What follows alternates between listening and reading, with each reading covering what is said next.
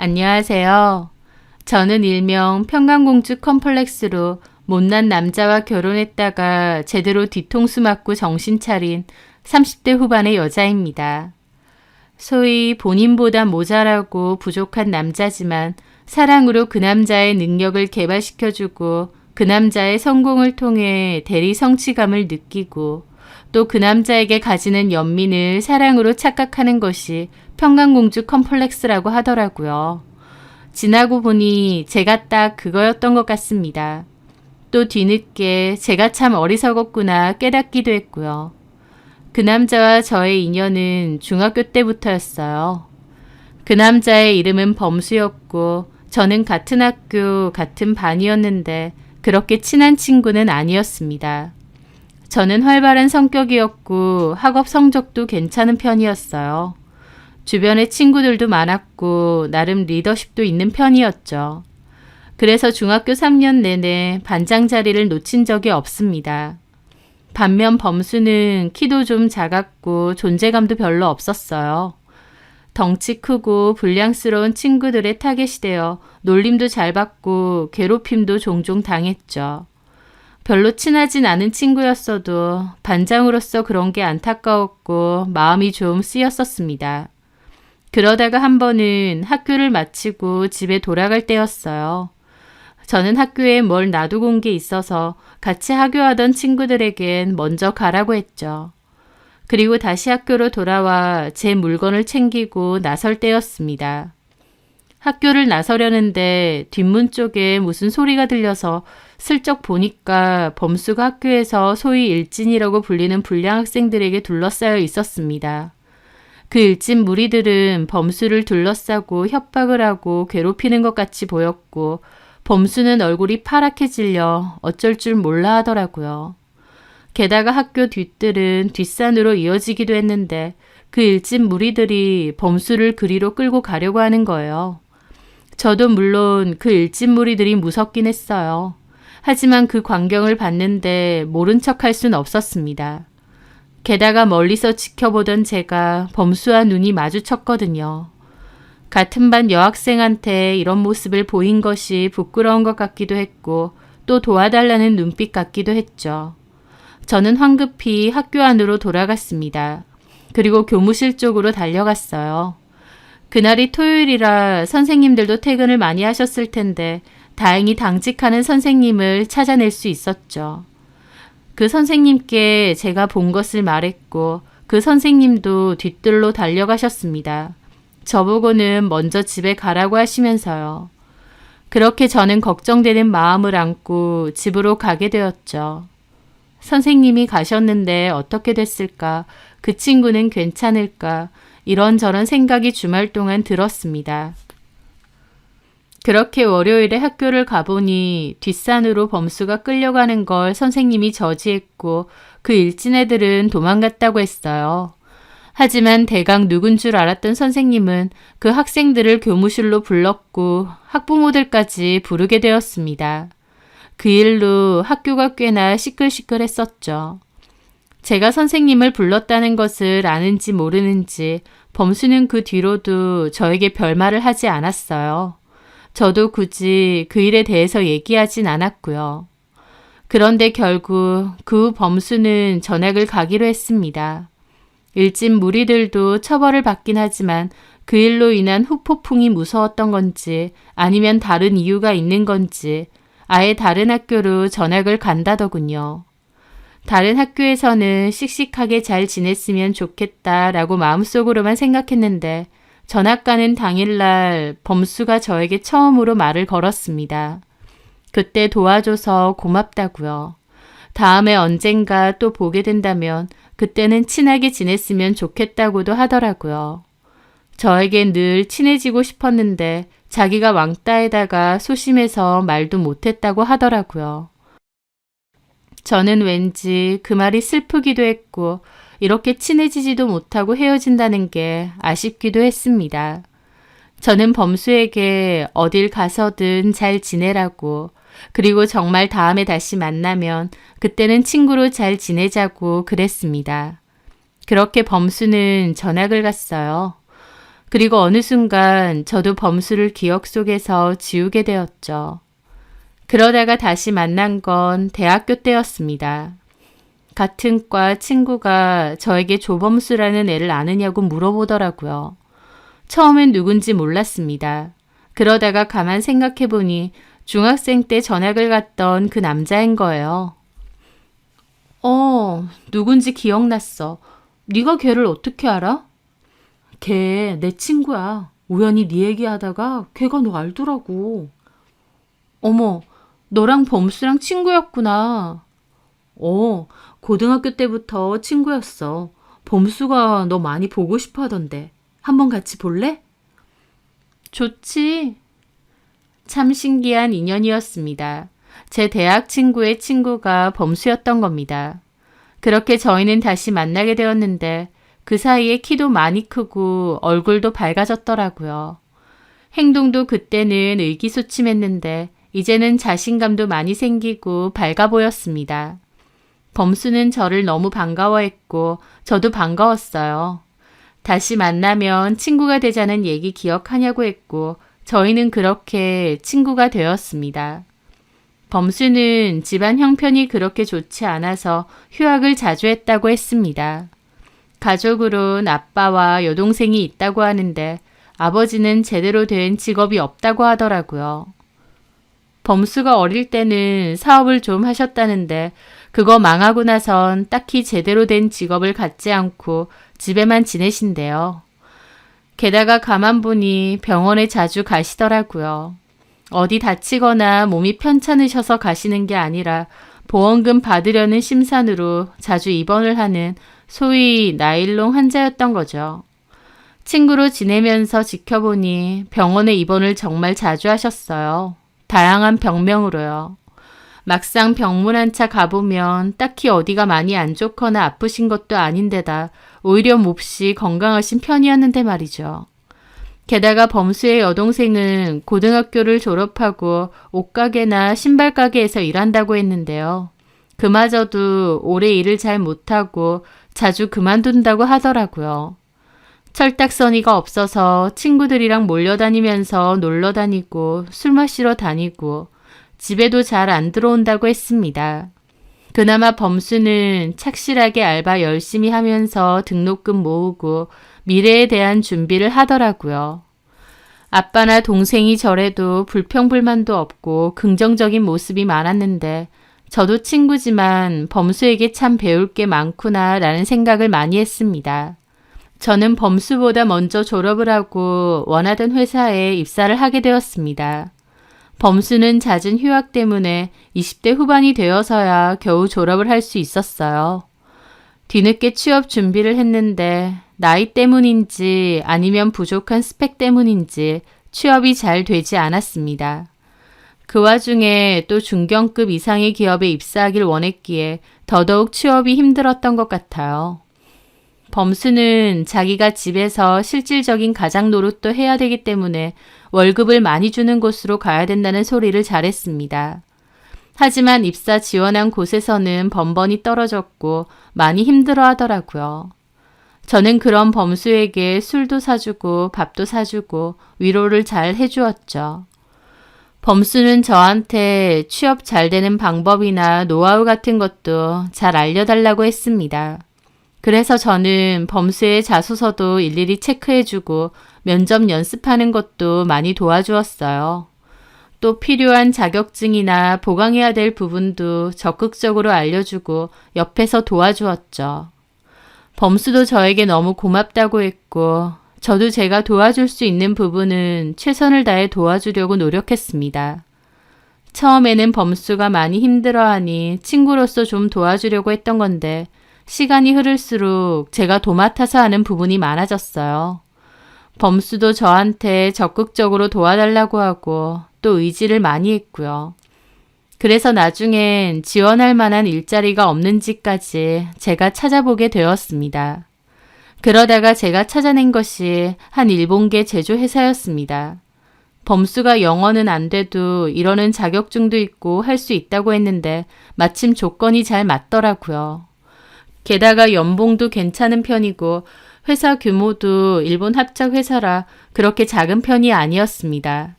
저는 범수에게 추천을 했고 같이 자소서 준비해서 입사 지원을 하게 되었어요.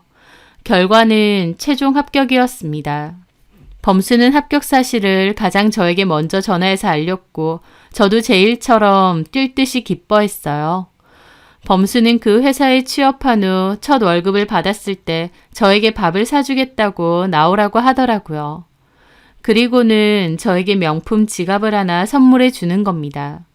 저는 깜짝 놀라서 이게 뭐냐고 했는데 자기가 이 회사 알게 되고 들어온 것도 다 제 덕분이라며 저한테 꼭 선물을 주고 싶었답니다. 저는 괜찮다고 했는데 저를 위한 선물이라며 꼭 받아달라고 하더라고요. 그러면서 저한테 하는 말이 중학생 때 나쁜 애들한테 괴롭힘 당하고 끌려갈 때도 제가 도와준 거 안다며 그때도 참 고마웠대요. 그리고 지금도 취업하는 거 제가 다 알아봐주고 도와줬다면서 제가 자기 인생의 은인처럼 느껴진다고 하더라고요. 저는 그 말이 너무 부담스럽고도 쑥스러워서 웃으면서 손사래를 쳤습니다. 은인은 무슨 은인이냐고 그렇게 거창한 말 하지 말라고요. 하지만 범수는 사뭇 진지하게 그러더라고요. 엄마 일찍 돌아가시고 아빠는 식구들에게 무관심했다. 나 혼자 어떻게든 이 험난한 세상을 살아가야 했는데 도움받을 곳도 없고 참 많이 외롭고 힘들었다고. 그런데 제가 자기 일처럼 나서서 도와주고 힘이 돼주어서 진심으로 고맙다고요. 너는 몰랐겠지만 나 사실 너 많이 의지하고 있어. 라고 하더라고요. 저는 부담스럽다며 그냥 웃었습니다. 정말이야. 나 너한테 너무 고맙고 너에 대한 마음도 되게 커. 실은 너 많이 좋아했어. 중학교 때도 그랬고. 지금도 내가 너보다 많이 못나서 이런 말 꺼낼 생각도 안 했지만 사실은 너 많이 좋아해. 라면서 고백을 하더라고요. 저는 그때까지도 범수에 대해서는 그냥 친구일 뿐이었는데 그날 그런 고백을 듣고는 마음이 좀 이상했습니다. 누군가 저에게 진심으로 고마워하고 또 저를 많이 의지한다는 말, 그리고 저를 오랫동안 좋아했단 말이 가만히 있던 제 마음을 흔들었거든요. 저도 범수가 싫지 않았어요. 같이 있으면 재밌었고 또 마음이 내내 쓰이고 신경이 갔던 친구거든요. 그렇게 저는 범수와 교제를 시작했어요. 저희는 5년 정도 연애를 했습니다. 그리고 결혼도 약속을 했죠. 제 주변에서는 저의 결혼 소식에 놀라는 경우도 많더라고요. 오래 사귀긴 했지만 결혼까진 할 줄 몰랐다고 말하는 친구도 있었고요. 한 친구는 저에게 진심으로 그 결혼해도 괜찮겠느냐고 한 적도 있습니다. 왜 이렇게 주변에서 뜯어 말렸냐면 그만큼 범수의 조건이 저랑 상대적으로 차이도 많이 났기 때문입니다. 저희 집은 아버지가 중견기업 임원이시고 어머니는 입시 음악학원을 운영하세요. 부모님이 여유가 있으신 편이어서 저도 살면서 큰 부족함 없이 살아왔습니다. 저만 해도 학교도 명문대를 졸업했고 직장도 꽤 큰 기업에서 인정받고 다녔으니까요. 형편도 여유가 있는 편인데다 제 스스로의 커리어도 나쁘지 않았어요. 반면 남친네는 아버지가 제대로 된 직장이 없으시고 심지어 나이롱 환자로 보험금을 잘 받아내셨습니다. 대놓고 나이롱 환자라고 하신 적은 없지만 제가 지켜보니 좀 그렇더라고요. 게다가 여동생도 아르바이트 전전하며 자리를 제대로 못 잡는 상태여서 남친이 가장이었습니다. 남친도 제가 알아봐준 일본계 회사에 들어갔고 거기서 일을 꾸준히 해오긴 했지만 경력이나 연봉으로 쳐도 저랑 차이가 많이 났고 또 회사 네임밸류도 큰 차이가 났습니다. 조건으로만 보면 남친과 제가 분명 많이 차이 나는 건 맞습니다. 하지만 그런 것들은 다 보여지는 부분일 뿐이잖아요. 가장 중요한 건 남친과 저의 마음이라고 생각했습니다. 그래서 남들이 뭐라고 해도 저는 이 결혼을 하고 싶었고 또 잘 해나갈 자신도 있었어요. 아마 제 마음속에선 범수가 저에게 의지를 많이 하니 저도 어느 순간부터 이 남자를 내가 걷어 먹여야겠다는 그런 시혜적인 태도까지 있었던 걸지도 모르겠습니다. 이 남자는 나 없으면 안 될 것 같다는 생각이요. 지금 가만 생각해보면 그것만큼 큰 착각이 없지 않나 싶기도 하지만요. 어쨌든 그렇게 결혼 준비를 해나갔는데 감사하게도 신혼집은 저희 부모님이 장만을 해주셨습니다. 저희 부모님이 갖고 있던 집이 한 채 있었는데 저희 신혼집으로 살면 좋을 것 같다고 해서 원래 살고 있던 사람들과 재계약을 하지 않으셨거든요. 신혼집은 그렇게 해결이 됐고 남친이 모아두었다는 3천만 원으로 혼수 및 기타 경비를 하기로 했습니다. 그런데 남친이 그 3천만 원을 자기네 집에다 쓰면 안 되겠냐 하더라고요.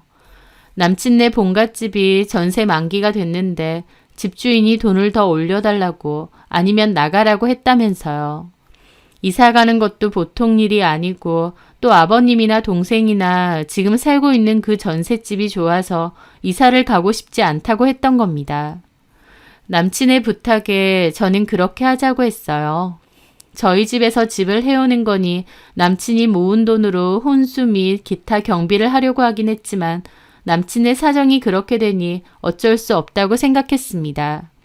대신 제가 모은 돈으로 혼수하고 결혼 비용은 남친과 반반 부담하기로 했습니다. 남친은 저에게 정말 고맙고 미안하다고 했습니다. 결혼식만큼은 자기 돈으로 멋지게 하고 싶었는데 끝까지 이런 모습 보인다고요. 저는 이제 가족 될 건데 그런 말 할 필요 없다고 그랬습니다. 여유되는 사람이 더 내는 게 뭐가 문제냐는 생각도 있었고요. 그렇게 저희는 결혼을 하게 되었습니다. 누군가 저에게 헛똑똑이라고 하던데 네, 저 헛똑똑이 맞는 것 같습니다. 똑똑한 척 야무진 척 하면서 결혼에 있어서는 손해볼 짓만 했고 결혼하고 나서도 호구짓 했거든요. 제 남편은 정작 어리숙한 척 불쌍한 척 하면서 본인 실속 다 챙기고 손해 하나 볼 게 없었으니까요. 근데도 저는 몰랐죠. 제 남편에게 저는 너무나도 중요한 존재고 없어서는 안 될 존재라고 착각했고 또 남편이 저를 많이 의지하기 때문에 저 없으면 안 될 거라고 생각했습니다. 사실은 남편은 이빨린 소리하면서 저한테서 필요한 건 야무지게 다 뜯어가고 있었다는 걸 그때는 몰랐던 것 같아요. 결혼하고 보니 시아버지나 시누나 더 대책이 없었습니다. 게다가 며느리 들어왔다고 챙김받고 싶어 하시는 것도 많았죠. 저는 바쁜 회사 일 도중에도 틈틈이 아버님 댁 가서 반찬 만들어드리고 살림도 도와드렸습니다. 남편은 그럴 때마다 늘 고맙다고 했는데 사실 말만 고맙다고 하는 거였어요. 입으로 고맙다, 너밖에 없다 그런 소리를 줄창 해댔는데 그렇게 말 몇 마디 하면 제가 알아서 그 집안 살림꾼, 몸쪽 노릇 다 했으니까요. 게다가 남편보다 연봉이 훨씬 괜찮다는 것을 알게 된 시아버지와 시누는 이따금씩 용돈도 잘 요구했습니다. 초반에는 제 여력이 되는 대로 드린 적도 많지만 나중에는 저도 거절을 하게 되었고 그 일로 시아버지가 저한테 감정이 상하신 적도 있었지만요. 남들은 결혼할 때 시댁에서 집 받고 차도 받는다는데 저는 이런 한 장 받은 게 없고 오히려 결혼 자금 뺏기고 다달이 용돈이나 생활비까지 뜯기고 있었습니다. 그렇다고 저에게 고마워하시는 것도 아니고 오히려 왜 자기를 더욱 안 챙기냐며 서운해하시기만 했죠. 신우도 대놓고 돈 좀 빌려달라, 이것도 사달라 그런 요구를 잘했습니다. 저는 그런 뻔뻔하고 염치 없는 시댁 식구들의 행동 때문에 결혼에 좀 빠르게 지쳐갔던 것 같아요. 하지만 그렇다 해서 이혼까지 생각한 적은 없었는데 결정적으로 이혼을 결심하게 된 일이 결혼하고 2년 정도 지났을 때 생겼습니다. 그맘때 신우가 갑자기 결혼을 한다고 하는 거예요. 신우는 그때 골프웨어를 파는 매장에서 일을 했었는데 상대는 그 매장에서 같이 일하는 매니저라고 했습니다. 신우보다 8살이 많은 남자였는데 신우가 혼전 임신을 하게 된 것이었죠. 신우가 결혼할 남자를 시댁에 데리고 와서 저도 본 적이 있었는데요. 솔직히 저는 신우가 결혼한다는 남자가 영 별로였습니다. 말하는 것도 허세가 너무 심했고 없고 그 나이에 집도 없고 모아둔 돈도 별로 없다면서 외제차를 리스로 타고 다닌다더군요. 취미로 골프도 배운다고 하고요. 하고 다니는 걸 보니 형편에 맞지 않게 값비싼 걸 좋아하는 것 같기도 했는데 솔직히 좀 한심해 보이기도 했습니다. 결혼하면 집은 어떻게 할 거냐니까 그 남자가 혼자 살고 있는 자취집 전세금을 빼서 대출을 좀 더한 뒤 작은 아파트에 들어가 살 거랍니다. 그 돈은 남자 쪽에서 한대요. 신우가 선택한 사람이기에 제가 왈가왈부할 건 아니겠죠. 그런데 남편이 신우 결혼하는 걸 좀 도와주면 안 되겠냐는 거예요. 아가씨 결혼하는 걸 우리가 도와주자고? 얼마나? 그래도 내가 오빠인데 한 2천만 원 정도는 도와주고 싶은데. 저는 좀 놀랐습니다. 오빠로서 여동생 결혼한다고 도와주고 싶은 마음은 알겠지만 2천만 원이나 도와주려 한다니요. 무슨 돈으로? 자기 통장에 돈이 좀 있잖아. 그걸로 좀 도와주면 안 될까? 제가 결혼 전에 일하면서 모아둔 돈이 있는데 거기서 2천만 원 정도 도와주자는 겁니다. 저희 살고 있는 신혼집도 저희 아빠 명의였고 결혼할 때 저도 돈을 좀 내긴 했지만 그래도 그동안 모아둔 돈은 고스란히 들고 있었거든요. 그런데 그 돈에서 2천만 원을 빼서 신우에게 도와주자는 겁니다. 저는 그건 좀 그렇다고 바로 거절했습니다. 막말로 남편 본인 돈으로 신우 도와주겠다고 하면 저도 말리진 않을 겁니다. 근데 무슨 맡겨놓은 것도 아니고 제 돈으로 신우 결혼하는 걸 도와주자고 하니 싫더라고요. 신우가 결혼하면 저도 한 500만 원 정도는 줄 의향이 있었어요. 필요한 가정가구 사는데 보태라고요. 하지만 2천만 원이라니 그렇게 하고 싶지 않더라고요. 저는 남편에게 본인이 모은 돈이 있으면 그걸로 도와주라고 했습니다. 남편 돈으로 도와주는 것에 대해선 아무 말 안 할 거라고요. 남편과 저는 각자 버는 돈에서 150만 원씩 생활비를 각출해서 쓰고 나머지 돈은 각자 관리하기로 했습니다. 그렇게 모은 300만 원은 저희 공동 생활비로 쓰기도 했고 또 남으면 모아서 필요한 돈에 쓰기도 했어요. 양가 부모님 챙기는 돈으로도 쓸 때도 있었고 또 많이 모이면 같이 여행을 가자고도 했죠. 남편도 동의해서 내내 그렇게 잘 해왔습니다. 그리고 그 공동 생활비 빼고는 나머지 각자의 돈은 어디에다 뭘 쓰던지 서로 참견하지 않기로 했어요. 저는 공동 생활비 빼고 나머지 돈은 다 적금이나 예금으로 차곡차곡 모아두었거든요. 남편도 그렇게 했을 테니 그걸 쓰라는 말이었죠.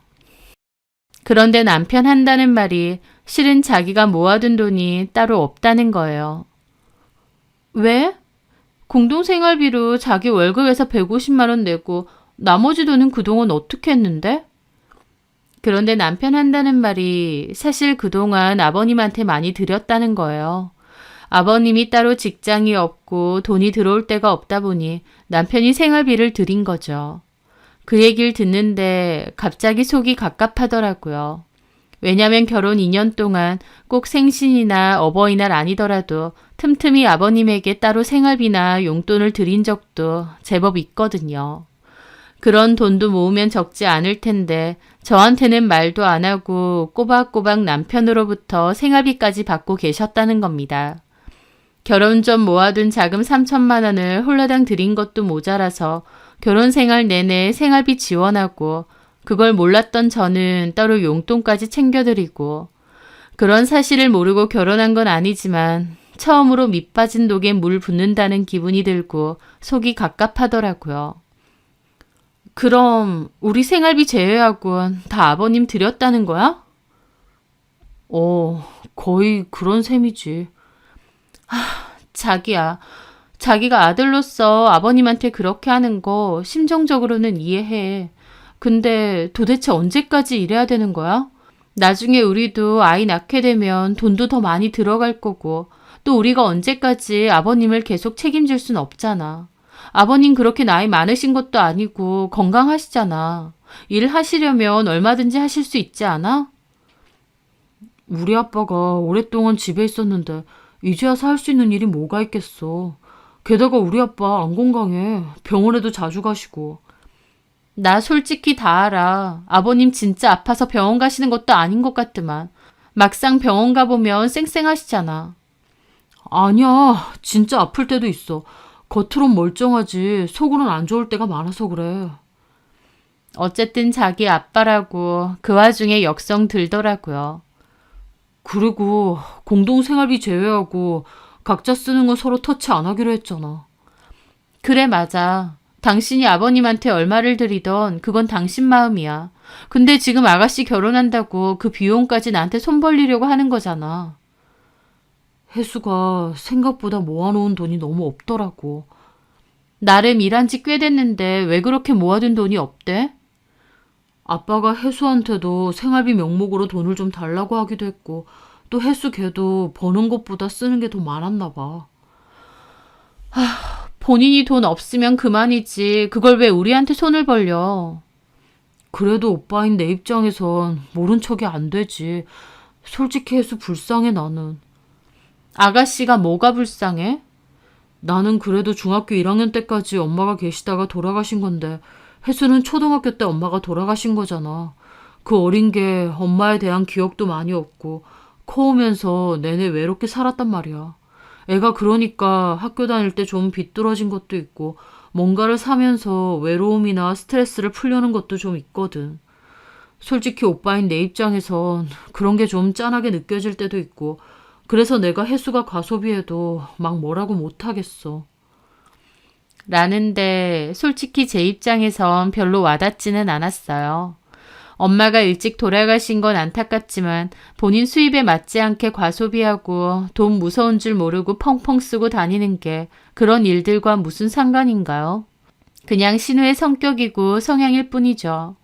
저는 2천만 원 도와주는 건 싫다고 거절했습니다. 하지만 남편은 몇 번이나 저에게 더 부탁을 했어요.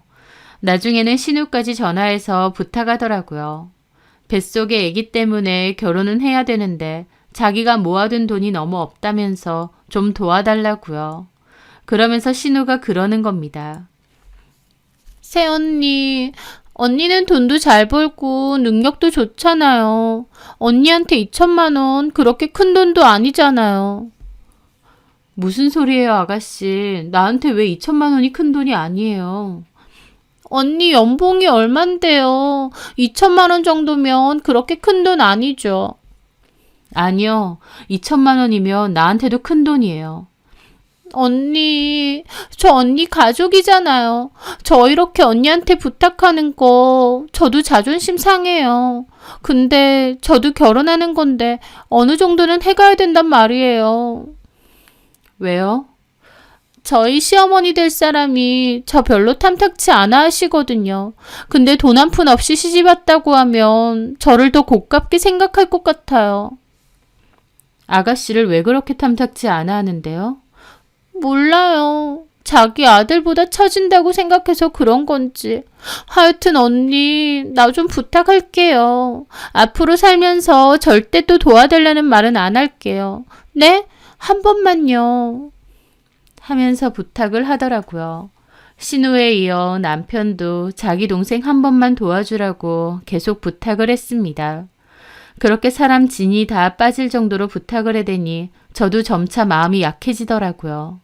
막말로 저한테는 당장 2천만 원 없어도 상관없기도 하고 결혼했으면 신우도 저한테 가족인 건데 아예 모른 척하기엔 찝찝했습니다. 그래, 이번 한 번만 도와주자. 결국 저도 마음이 바뀌었죠. 그렇게 저는 2천만 원을 도와주기로 했어요. 남편과 신우도 제 결정에 너무 고마워하더라고요. 특히 남편은 저에게 와, 자기야, 너무 고마워. 나는 진짜 자기 없었으면 어쩔 뻔했나 몰라. 도움 줄 때만 그렇게 말하지? 아니야, 나는 늘 그렇게 생각한다니까. 내 인생에 자기가 있다는 거, 나 진짜 천군만마를 얻은 기분인 거 모르지? 여보, 고마워. 혜수도 너무 고마워해. 나 진짜 자기한테 잘할게. 남편도 신우도 너무 고마워했고 저도 가족끼리 좋은 마음으로 도와주자 싶은 마음에 그렇게 결정을 내렸습니다. 다만 제가 그때 들고 있던 돈을 모두 예금으로 묶어놨는데 다음 달 만기여서 만기되고 나서 주겠다고 약속을 했어요. 신우도 알겠다며 얼마든지 기다린다고 하더라고요. 그런데 그 사이에 그 일이 생겼습니다. 제 결혼 생활을 통째로 흔든 그 일 말이죠.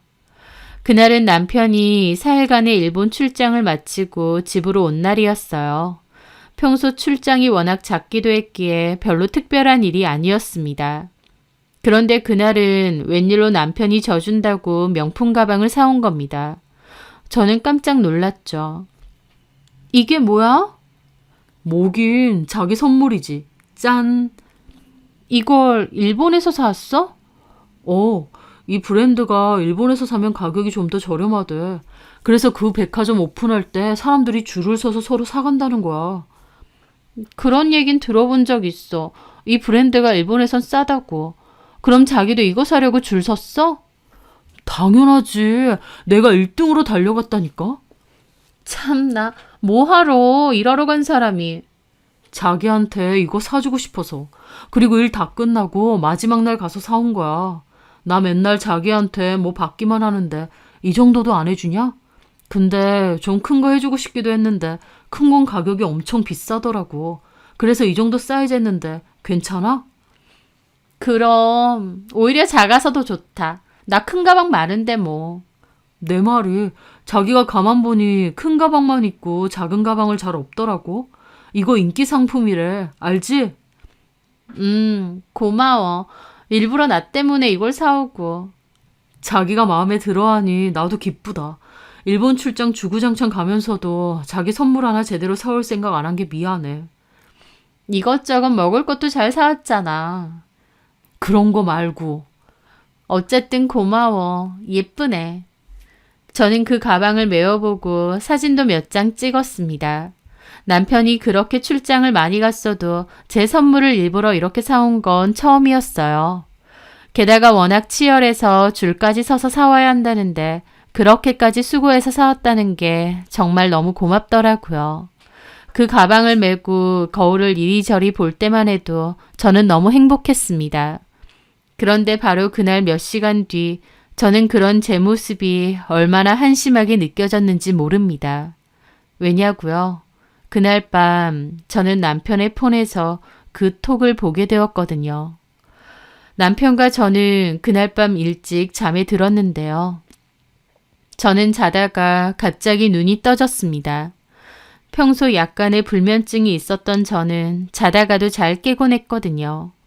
거실로 나와서 물을 좀 마시고 소파에 앉아 있었는데 그 길로 아예 잠이 깨버렸어요. 그래서 그냥 앉아서 폰으로 유튜브를 켜놓고 이것저것 보고 있었죠. 그런데 옆에서 충전 중이던 남편의 폰에서 갑자기 알람이 울리는 겁니다. 이 늦은 밤에 누구지 싶었고 무심코 남편의 폰을 보게 되었어요. 정말 별 생각 없는 행동이었는데 카카오톡 미리 보기 창에는 이렇게 적혀 있었습니다. 오빠, 와이프한테 선물 줬어? 좋아하지? 그걸 보는데 멍해지더라고요. 짧은 내용의 톡이었지만 그 톡을 보낸 여자가 남편과 보통 사이가 아니라는 것은 단박에 알겠더라고요. 오빠? 남편이 바람을 피고 있었나? 라는 생각이 동시에 머릿속에 확 들었으니까요. 저는 어안이 벙벙한 기분으로 그 톡을 눌러보게 되었습니다. 그리고 경악을 하게 되었죠. 남편은 그 톡을 보낸 여자와 정말 많고 많은 대화를 나눴더군요. 그 둘 사이의 대화 중에는 입에 담기도 힘들 정도로 지저분하고 더러운 내용도 많았습니다. 저는 남편이 이런 대화를 할 수 있는 사람인지 몰랐어요. 저하고는 이런 식으로 대화를 한 적이 없으니까요. 저는 모르고 다른 여자 앞에선 드러난 남편의 또 다른 얼굴이 있었더군요. 게다가 대화의 내용을 읽으며 그 여자와 출장을 같이 갔었다는 사실도 알게 되었습니다. 그 여자가 같은 회사 직원이라는 것도 알게 되었고요. 저는 그 여자의 프로필을 눌러봤고 얼굴과 이름을 확인한 뒤 또 한 번 충격을 받았습니다. 상대 여자는 남편이 한 번씩 얘기하던 직장 후배였거든요. 남편의 직속 후배 직원이라고 했는데 일을 잘못해서 한 번씩 짜증난다고 했습니다. 제가 장난삼아 예쁘냐고 물었더니 남편 한다는 말이 결혼 안 했는데 아줌마같이 생겼다고 하는 겁니다. 제 앞에선 안 좋게 얘기하고 아줌마같이 생겼다느니 그런 소리까지 해놓고 사실은 이런 내연관계가 있었던 거죠. 남편이 보통 출장을 갈 때 혼자 갈 때도 있지만 팀원 여럿이서 갈 때도 있다고 들었거든요.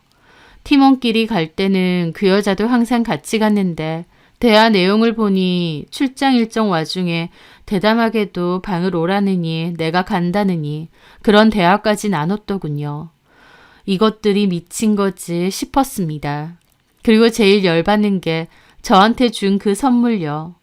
저를 위해서 백화점 오픈 시간에 맞춰 달려가고 줄 서서 기다렸다가 샀다고 했는데요. 알고 보니 그 여자 가방 사주려고 같이 간 거였고 간 김에 제 것도 산 거였더라고요. 그 여자에겐 제 미니백보다 훨씬 고가인 가방을 선물했습니다. 가격으로 쳐도 제 가방의 2배였어요. 그 여자 역시 선물 받은 가방을 메고 찍은 사진도 남편에게 보내놨더라고요.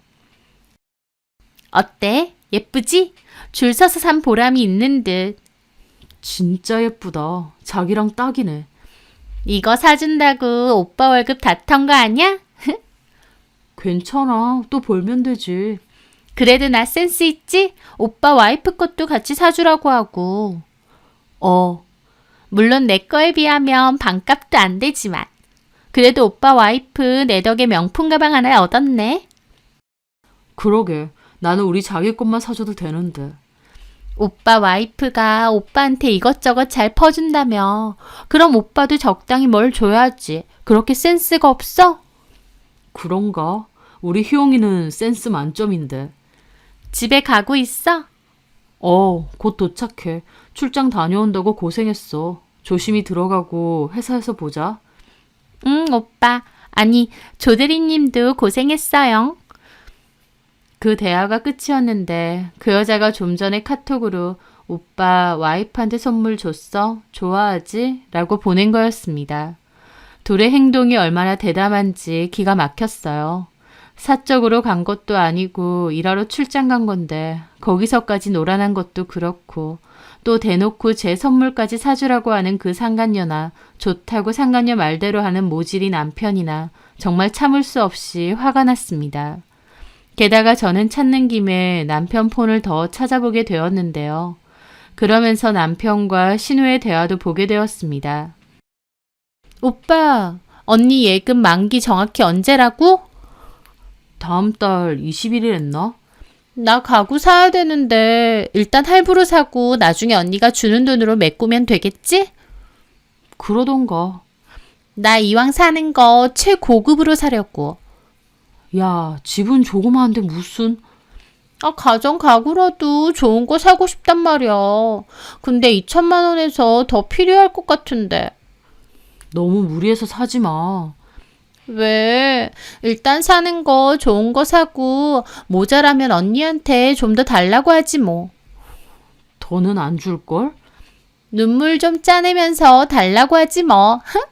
오빠 마누라 완전 호구잖아. 부잣집 딸내미로 인생 편하게 살아서 그런가 적당히 눈물즙 짜내면 돈 척척 주고 똑똑한 척 혼자 다 하면서 은근 멍청해. 우리 입장에선 땡큐지만 참 오빠 아직도 그 여자랑 만나? 오빠 회사 후배라는 애. 적당히 해. 바람피다 걸리는 건 내 할 바 아닌데 나 돈 받고 나서 걸려라. 괜히 그 전에 걸리지 말란 말이야.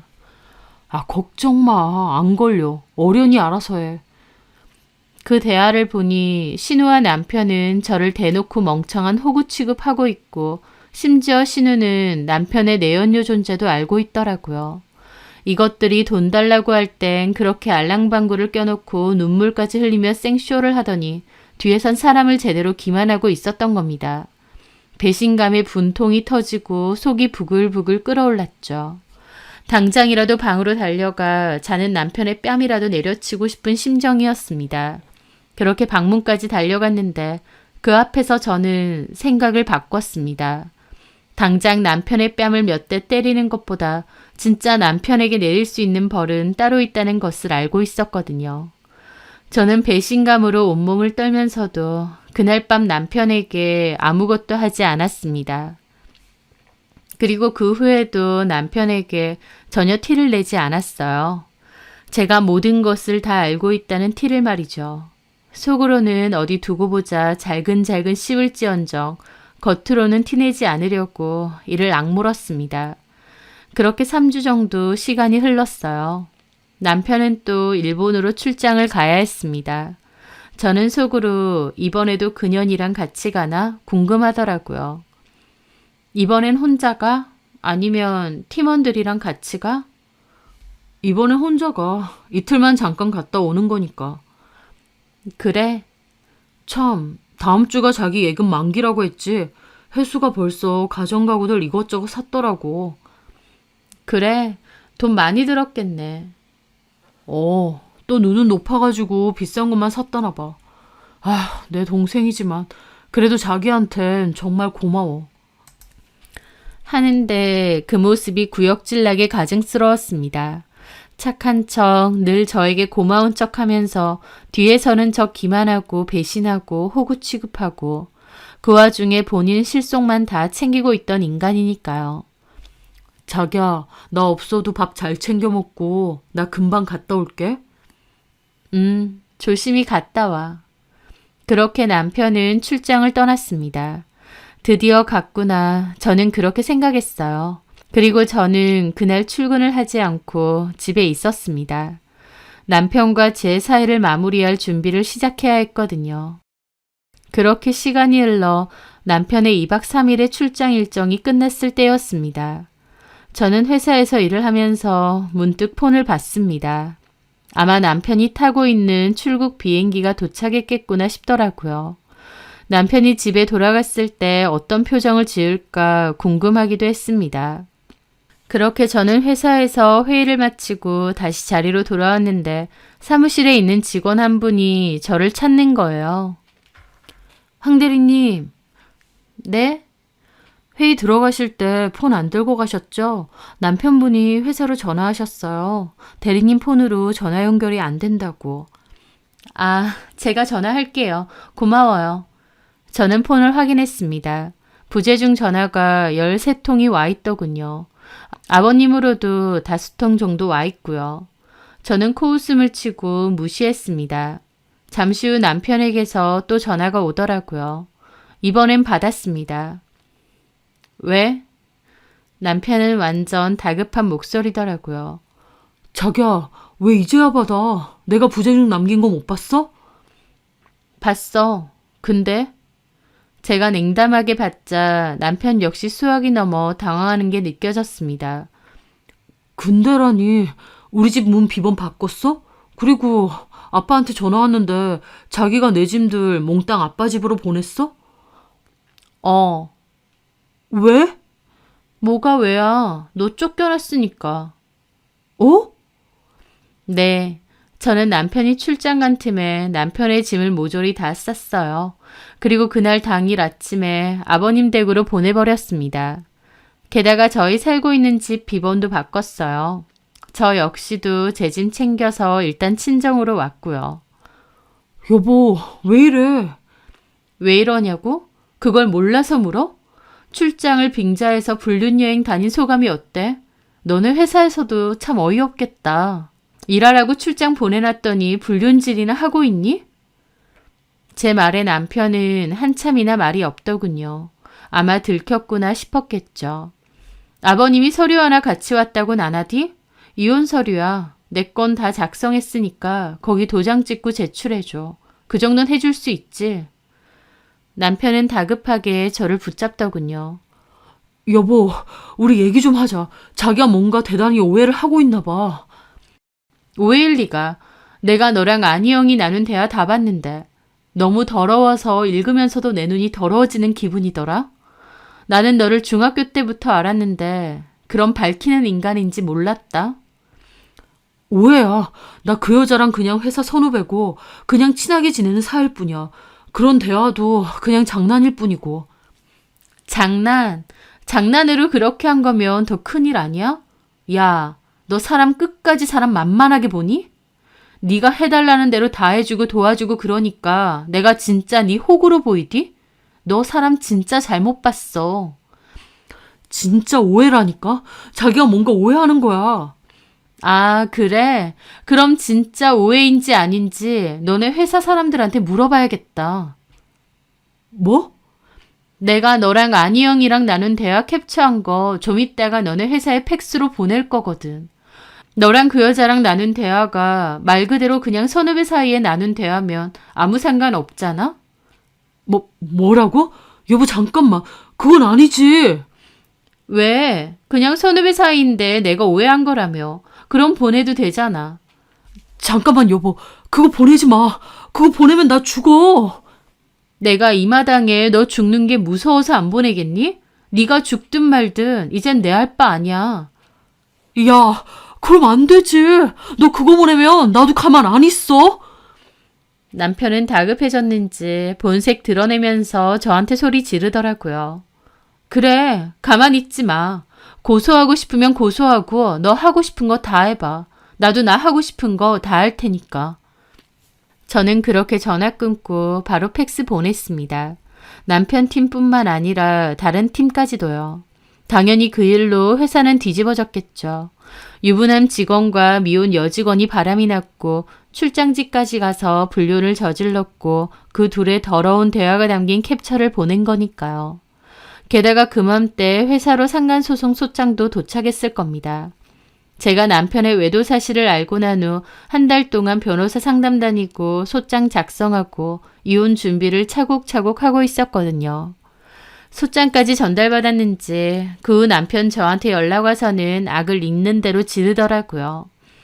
제가 팩스 보낸 일로 회사 발칵 뒤집어졌고 불륜 상대와 출장지까지 가서 미래를 즐겼다는 사실 때문에 남편은 중징계까지 받아야 된다고 했습니다. 중징계도 문제지만 회사 사람들의 눈치와 수군거림 때문에 도저히 회사를 다닐 수가 없을 지경이라는 거예요. 그래서 그 여자는 그 파장을 견디지 못해 회사를 무단으로 안 나온다고 하더라고요. 남편은 저한테 무섭다면서 차라리 바람핀 거 알았을 때 자기한테 따지고 때리고 욕을 하지 어떻게 뒤에서 이렇게 하느냐고 자기 망하게 하려고 작정했느냐 하더라고요. 내가 뭐하러 너 때리고 욕하고 내 감정 소비해? 이렇게 하는 게 훨씬 깔끔한데. 너 나한테 그랬지? 인생의 은인이니 내 덕분에 산다느니 어쩌느니. 인생의 은인 같은 소리 하네. 너는 네 인생의 은인한테 이런 식으로 뒤통수 치니? 나는 이제 네 인생에서 빠질 거야. 앞으로는 네가 알아서 잘 수습해봐. 쥐뿔도 볼 거 없는 거 그래도 사람 하나 착한 줄 알고 결혼했는데 내가 미친 거지. 그렇게 저는 남편과의 통화를 끝냈습니다. 남편은 이혼 협의를 하지 않아서 결국 저는 이혼 소송까지 들어가게 되었습니다. 그런데 웃긴 게 그 와중에 신우는 저한테 전화해서 자기 오빠가 너무 힘들어한다, 죽고 싶어한다, 한 번만 봐주면 안 되겠느냐 하더라고요. 솔직히 지네 오빠 걱정되는 것보다 저한테 결혼 자금 받기로 했는데 못 받게 되었으니 똥줄이 타는 것 같았습니다. 어떻게든 지네 오빠랑 저랑 화해시켜서 결혼 자금 다시 받고 싶어 하는 게 느껴졌죠. 저희 오빠 진짜 저러다가 잘못될 것 같아요, 언니. 진심으로 반성하고 언니한테도 미안해하고 있어요. 저희 오빠 언니 없으면 안 되는 거 아시잖아요. 언니가 한 번만 봐주시면 안 될까요? 사람 하나 살리는 셈 치고요. 저는 그 말을 듣는데 그냥 가짠다는 생각밖에 안 들더라고요. 아가씨, 그만 좀 해요. 나 아가씨랑 오빠랑 톡 나눈 것도 다 봤거든요. 네? 호박씨도 정도껏 가야지. 나보고 호구 모질이라고 했던데. 아가씨, 그래도 한때 가족이라고 생각해서 호의 베푸려던 사람한테 그렇게 말하는 거 아니에요. 언니, 그게 아니고요. 심지어 니네 오빠 바람피는 것도 잘 알고 있었잖아요. 말리기는커녕 신경도 안 쓰더만. 이 아가씨년아, 너는 네 돈만 받으면 그만이야? 언니. 욕지거리 나오는 거 참고 있으니까 2번 다시 나한테 전화하지 마요. 돈 받고 싶으면 너네 오빠 내 언니한테 받던가요. 한 번만 더 전화하면 그때는 쌍욕으로 안 끝날 줄 알아요. 저는 웃으며 그렇게 전화하고 차단했습니다. 지네 오빠랑 이혼한 애 만회하고 있는데 지 돈만 받으려고 저러는 게 끝까지 인간 말종이다 싶더라고요.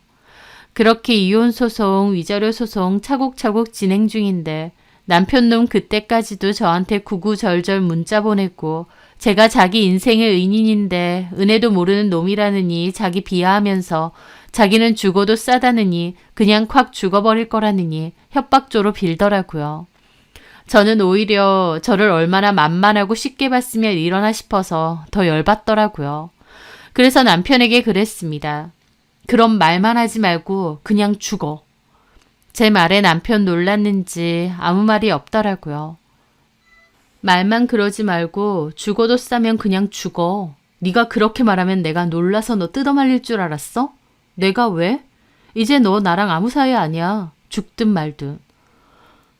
자기야. 자기는 내가 왜 네 자기야. 네가 그 비싼 가방 사주고 애지중지하던 네 자기는 따로 있고 나는 그냥 돈줄 호구 취급하더만.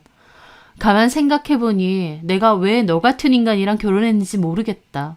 네가 맨날 나 없으면 안 된다, 인생의 인인이다 어쩐다 그래서 나도 큰 착각을 했나 봐. 너한테 내가 정말 필요하다는 착각. 근데 전혀 아니더라고. 나는 그냥 적당히 립서비스 해주면 신나서 돈줄 노릇, 너네 집 몸쪽 노릇 해줄 것밖에 없더라고. 내가 참 어리석었지. 도움이든 마음이든 받을 만한 자격이 있는 사람한테 주는 거고 너같이 배은 망덕한 인간한테는 그 어떤 것도 주는 게 아니었는데. 죽든지 말든지 네 마음대로 해. 이제 내 할 바 아니야. 참, 근데 죽을 거면 그 전에 위자료는 똑바로 보내고 그리고 앞으로는 다시 네 전화 안 받을 거니까 연락하지 마라. 할 말 있음 변호사 쪽으로 해. 남편은 제 말에 충격이라도 받았는지 어버버 하는 소리만 막 들리더라고요. 그 전화가 남편, 아니 그놈과 한 마지막 전화였습니다. 그렇게 저는 오랜 소송 끝에 이혼도 하고 남편과 내연녀로부터 위자료도 받아내게 되었어요. 심지어 변호사비까지도 다 받아냈죠. 그 1년 뒤 전 남편과 저를 다시 만나게 해줬던 대학 친구로부터 전 남편의 근황을 우연히 듣게 되었습니다. 전 남편은 회사에서도 눈총과 압박을 받다가 결국 퇴사를 했다고 하더라고요. 그 상대방 여자는 그 전에 퇴사했다고 하고요. 다른 회사 구한다고 노력은 했는데 그 업계에선 소문이 많이 나서 쉽지는 않다고 하더라고요. 게다가 신우도 결국 결혼을 했다는데 신혼 때부터 이혼 위기라고 했습니다. 시모와의 갈등도 심하고 신우 남편도 신혼 초부터 바람핀 거 걸렸다고 하더라고요. 들어보니 전 남편 사는 꼬라지가 아주 볼만한 것 같았죠.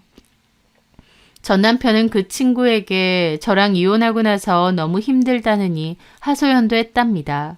아마 저한테 얘기 좀 전해주라는 거겠죠. 하지만 저는 그 친구에게 더 이상 전 남편 얘기를 전해주지 않아도 된다고 했습니다. 궁금하지도 않고 이제 제 인생에서 그 남자는 정말 안중에도 없거든요. 진심이든 아니든 어쨌든 제가 본인의 은인으로까지 느껴진다고 말할 정도라면 최소한 저한테 잘하고 고마워하며 살았어야 했을 겁니다. 그런데 은인이라고까지 한 저를 보기 좋게 배신하고 지가 잘나서 잘된 줄 알았던 전 남편. 본인의 지금 꼬라지도 스스로 자초한 거겠죠. 이제는 어쩌고 살든 정말 관심도 없고 제 알바도 아닙니다. 그리고 저도 앞으로는 제가 누군가의 삶을 구제해주고 구원해 줄 수 있을 거라는 착각은 버리려 합니다. 제 삶과 제 스스로나 돌보고 잘 살아야겠죠. 그 지긋지긋한 전 남편 그리고 시댁 식구들하고도 끝을 냈으니 제 인생에 집중하며 다시 잘 살아보려 합니다.